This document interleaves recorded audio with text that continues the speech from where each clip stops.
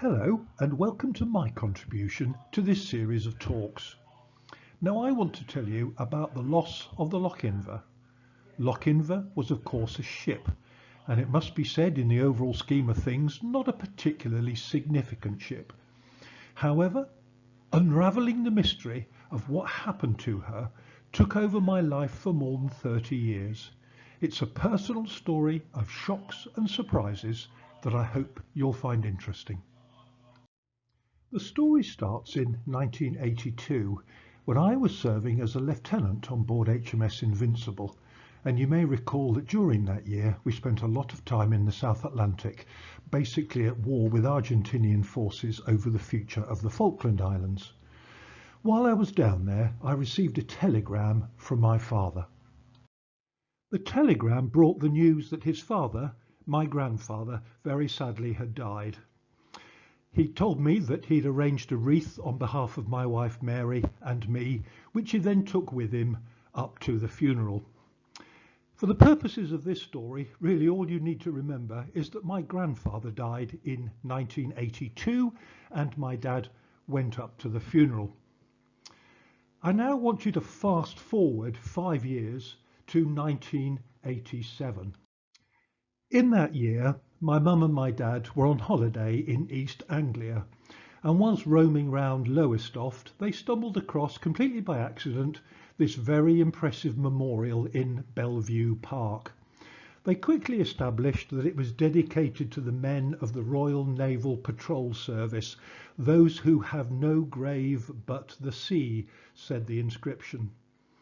Now my dad, also being ex-Navy, was fascinated by this. He'd never heard of the Royal Naval Patrol Service, so he and my mum began to take an interest in it. Around the foot of the column are a number of panels, and on those panels are inscribed the names of more than 2,000 men who lost their lives. Almost the first of the panels that Mum and Dad looked at was this one here. And you'll see right in the centre the name Hart J.W. Now my father, John William Hart, was somewhat surprised to find his own name and initial on this war memorial. And he and my mum were having a bit of a laugh and a joke about this fact when an old boy came by and said, "Have you found a relative on here then?" And Dad, rather embarrassed, said, "Well, no, not really. I've just found my own name and initials." And this chap said, "Well, why don't you go down the steps here to the Museum of the Royal Naval Patrol Service, where they have a book of remembrance, and you can look up who this chap was and maybe find out a little bit about him." So that's exactly what they did. Mum and Dad went down the steps and toured the museum. And, as promised, right at the end, they came across the Book of Remembrance, where they turned to the page to look up the details of Hart J.W. And this is what they found. Let me just run through a few things on here. Hart Ordinary Seaman John William. At this point, Dad went, "Oh my goodness me, not only the same initials, but actually the same name as me, John William Hart." There then follows a service number and RN Patrol Service. There's then a ship's name, HM Trawler, here we go, Loch Inver. 22nd of September 1940, age 29. Well, so far so good. None of this meant anything to my dad. He was just mildly curious. However, he then read, "Son of Mr. and Mrs. J. F. Hart of Folkestone, Kent, husband of Kathleen L. Hart of Folkestone." At this point, Dad apparently went quite pale, according to my mum, because he knew his grandparents were Mr. and Mrs. John Fraser Hart of Folkestone, Kent, and his mother was Kathleen Lillian Hart of Folkestone. Quite obviously, Dad had no idea quite what to make of this. That evening, he rang me and he asked me what I could find out about, and the only details he gave me were Ordinary Seaman John William Hart and the service number. Dad rang me because at that time I was serving in HMS Centurion, a shore establishment in Gosport in Hampshire, the home of naval ratings drafting, or career management for want of a better word. We also had access to some historical records, which is why Dad thought I might be able to help. 4 or 5 days later, after a bit of digging around, I was able to call him back and say, Dad, the only conclusion I can come to is that this chap was your father. And I shall always remember his immediate reply, which was, so whose effing funeral did I go to in 1982? Well, of course, we were both absolutely flabbergasted because none of this made any sense.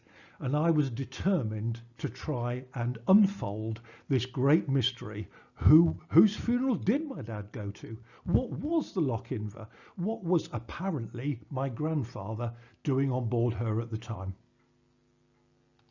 So this is the only known photograph of my actual grandfather, John William Hart, there on the left. This picture was taken with his mate, Joe Whittenstall. They were both fishermen in the port of Folkestone, and this is just a picture of them walking along the quay down there. When I started to think about unravelling this mystery, it appeared to me that I had 5 questions that I needed to address. Number 1, what was the Royal Naval Patrol Service? Neither my father nor I had ever heard of it. Secondly, what was HM trawler Loch Inver? Thirdly, what happened to her in September 1940? Remember, my grandfather died on board on the 22nd of that month. Next, why didn't my dad know anything about any of this? It was a complete mystery to him. And finally, of course, whose funeral did he go to back in 1982? I don't intend to go through all the details of how I carried out my research and what my sources of evidence were. However, I just want to go through the answers to the questions that I discovered over the following 30 years. So let's start with the first question. What was the Royal Naval Patrol Service? Well, I quickly discovered that the Royal Naval Patrol Service was formed in 1939 and was based in an old municipal building in Lowestoft. Small beginnings, 67 trawlers taken up from the commercial fishing industry and a number of smaller vessels. But towards the end of the war, it grew to more than 70,000 men and 6,000 vessels.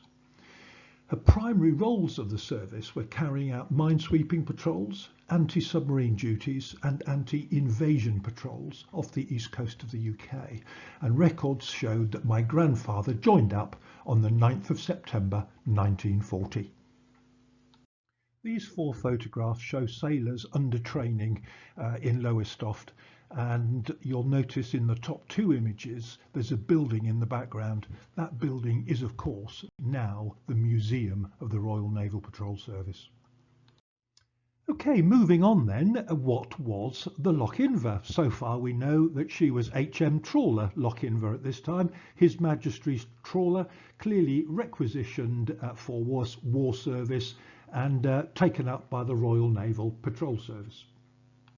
Well, it took me over 25 years to track down this image of Loch Inver, although the basic facts about her were fairly easy to glean from Lloyd's Register of Shipping.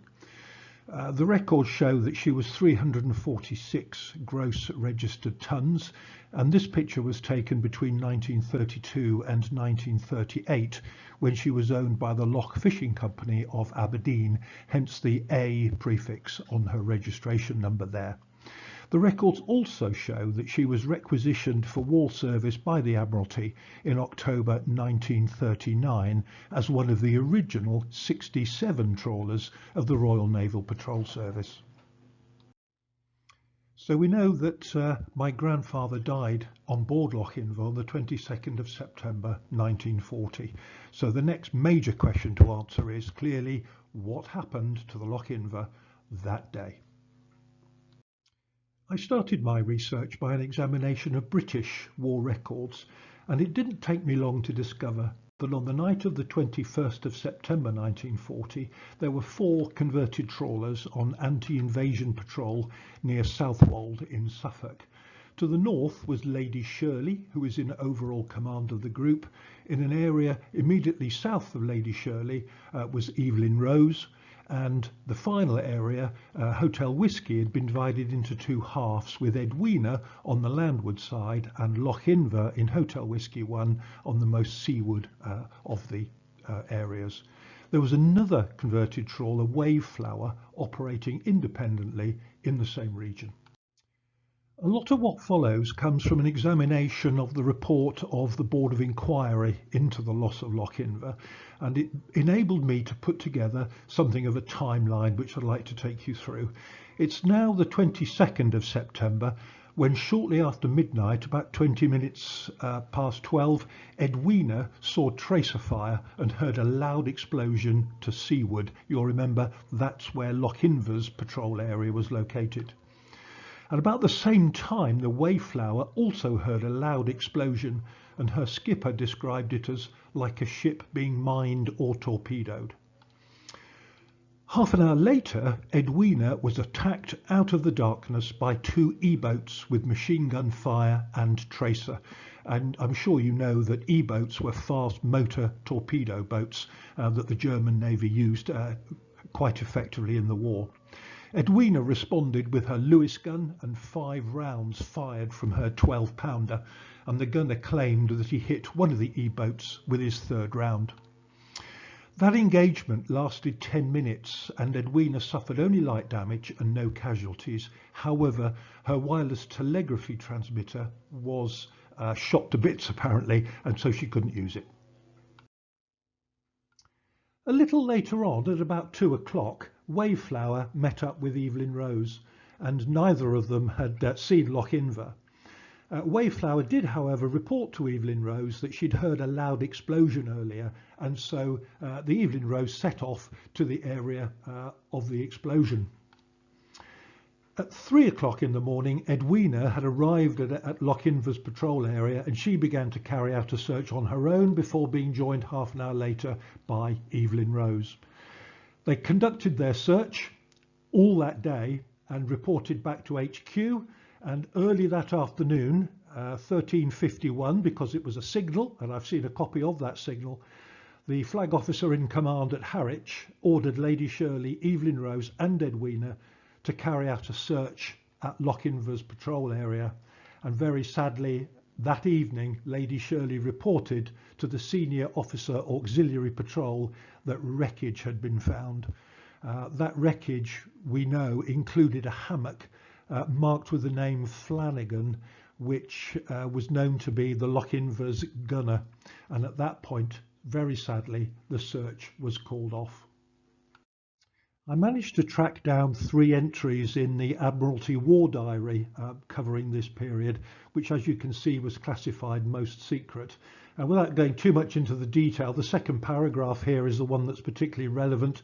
It refers directly to Loch Inver and Edwina, and just skimming through, it reports, this is the 22nd of September, that no news has been received from Loch Inver since last night.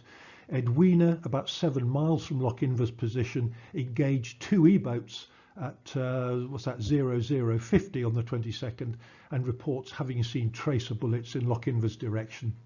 Search has been made, wreckage found. Edwina was unable to report fully because of her defective WT, and Edwina claimed to have hit an E-boat with her 12-pounder.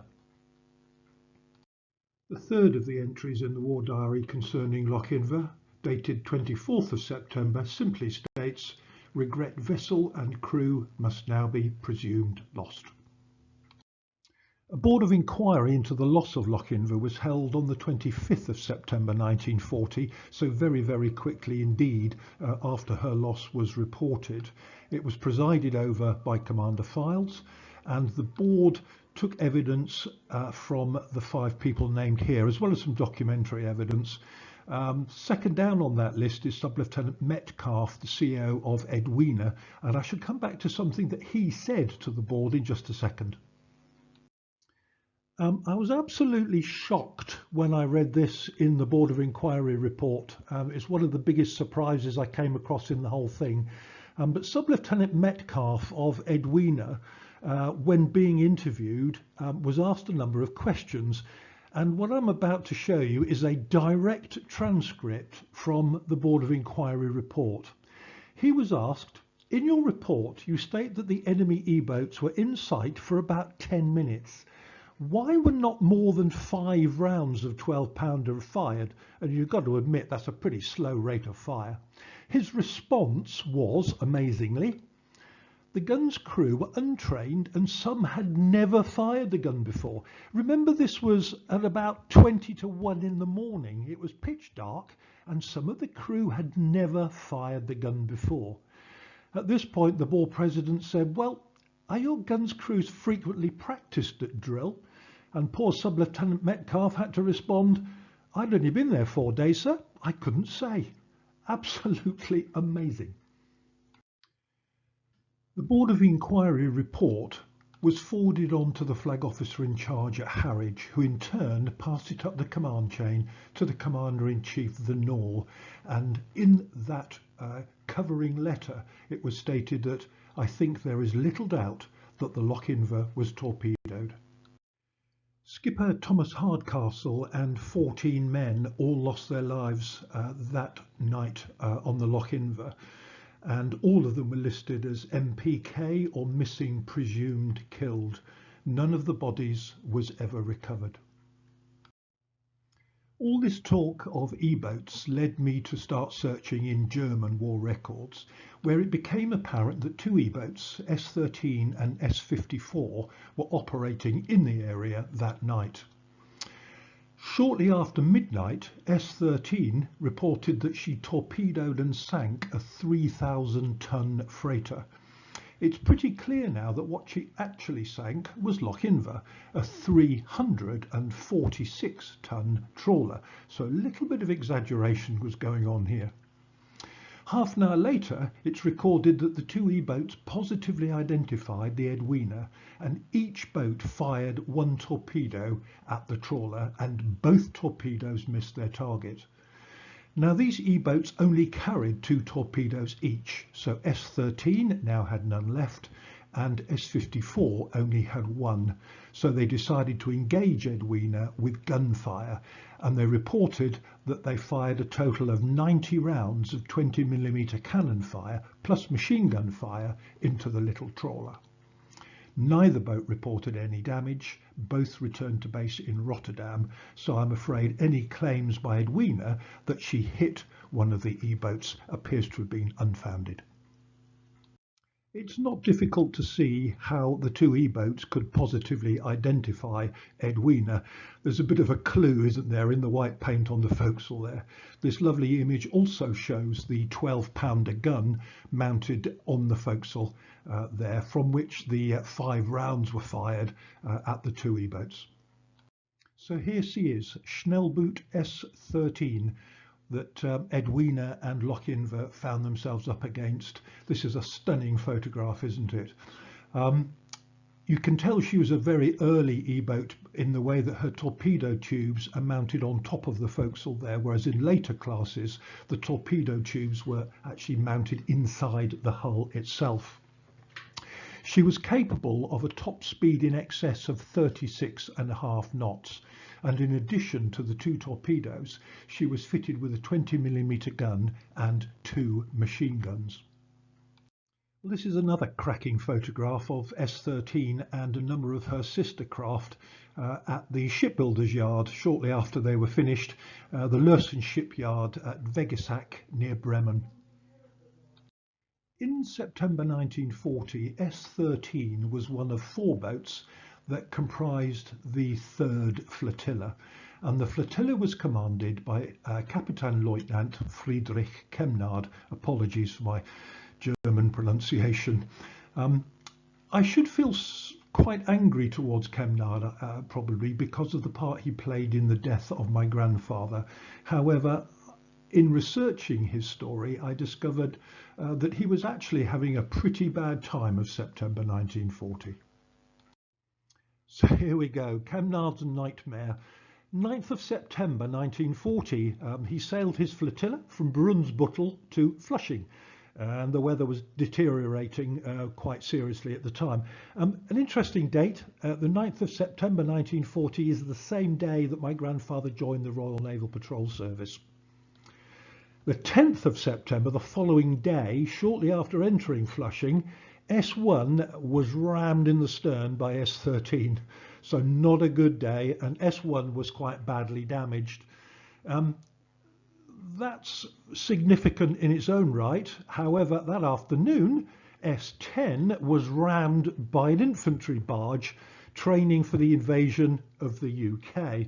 So now we had S1 badly damaged and S10 badly damaged, leaving really just S11 and S13, half the boats in the flotilla, operational. I even managed to track down this photo, which shows the bow of S13 firmly embedded in the stern of S1, and we can only imagine the kind of damage to the steering gear and propellers and everything else like that. However, this wasn't the end of Kemnard's bad day. He was ordered to travel by car to Rotterdam to be briefed by Führer der Torpedoboot, basically flag officer in charge of the S-boat flotillas. At that point, he was ordered to sail S11 and S13, the two operational boats of the flotilla, to intercept convoy traffic off Orford Ness. However, that night, as Kemnard returned to Flushing, the port came under attack by 11 bombers, Blenheim bombers from 101 Squadron, and although the visibility over the target was poor, 4 of the bombers managed to drop their bombs accurately onto the harbour at Flushing. Adolf Luderitz was the 3rd Flotilla's depot ship, and she and S13 suffered just minor damage. Rather more seriously, and bringing Kemnard's bad day to its head, he and 7 other men were badly injured by bomb splinters, and all 8 of them were taken to a naval hospital 65 kilometres east of the port. So things were now starting to come together to explain what happened to Loch Inver on the 22nd of September. Because on the 11th of September, Kemnard, remember now in hospital, ordered the remnants of his flotilla to travel up to Rotterdam to come under the command of the 2nd Flotilla. And the following day, Adolf Luderitz, S11 and S13 arrived in Rotterdam. For the next few days, bad weather prevented any operations, which gave the Germans a chance to maintain the boats, bring them all up to scratch, rest the crews and carry out any final last-minute training, which meant that on the 21st of September, S13 and S54 were ready to sail for the UK. And of course it was that night that they sank Loch Inver and engaged Edwina, and both boats returned in the early hours of the 22nd of September. Okay, so just taking stock a little, we've answered the first of the 3 questions, I think. We now know what the Royal Naval Patrol Service was, we know what the Loch Inver was, and we know what happened to her in September 1940 from a pretty detailed analysis of British and German records. Of course, it's the personal side of this. And the next question is, why did my dad know absolutely nothing about it? Well, here is my dad, age 6 in 1939, and like many other kids of that age, in June 1940 he was evacuated from Folkestone to a small village in South Wales, where he stayed for the rest of the war. In 1945, when he returned home to Folkestone, he was of course 12 years old now. And it now appears, what we have learned from all of this, is that the man he was now calling Dad was not in fact his father, who had been killed, remember, in 1940. It transpires that while Dad was away in South Wales, and after his father had been killed, my grandmother started living with another man. Had she married him, she would have lost her war widow's pension. So the two of them moved across town, and this other man began calling himself John Hart. Amazingly, the two of them went on to have 4 children of their own, all of whom had their details registered under the surname Hart. And it was only in 1987, when I began unravelling this story, that they knew that they were not Harts at all. And in fact, one of my uncles has subsequently changed his name to reflect the fact that he's not a Hart whatsoever. This clearly came as an enormous shock that sent ripples throughout the whole family. And so the final question, whose effing funeral did my dad go to in 1982? Well, again, after lots of work and lots of research, I can answer that question.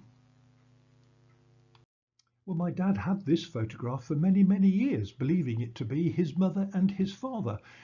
We now know that it is his mother, but the gentleman standing on the left is actually one Walter Eastland. And Walter is in fact now buried in a cemetery in Folkestone under a headstone marked John Hart. And it is that burial that my father attended back in 1982. The baby in the pram on the left is the youngest of my uncles, my uncle Richard. And I've spoken with Richard several times since unravelling this mystery. And of course, he had always assumed that he and my father were brothers, when it turns out all along that they were just half brothers. Quite an astonishing story. So there we are. After 30 years, I can now answer my 5 questions. I know what the Royal Naval Patrol Service was. I know what the Loch Inver was.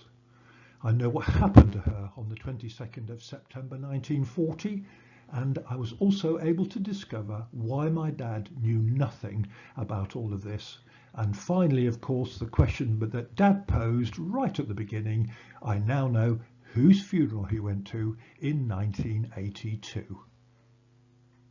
And so just a final word. My grandfather died on the 22nd of September 1940, having joined the Royal Naval Patrol Service just 13 days earlier on the 9th of September. He was one of more than 2,000 men of the Royal Naval Patrol Service who lost their lives in the Second World War, and I think it would be fitting if I could dedicate this little talk to their memory. Hope you've enjoyed it, and thanks for listening.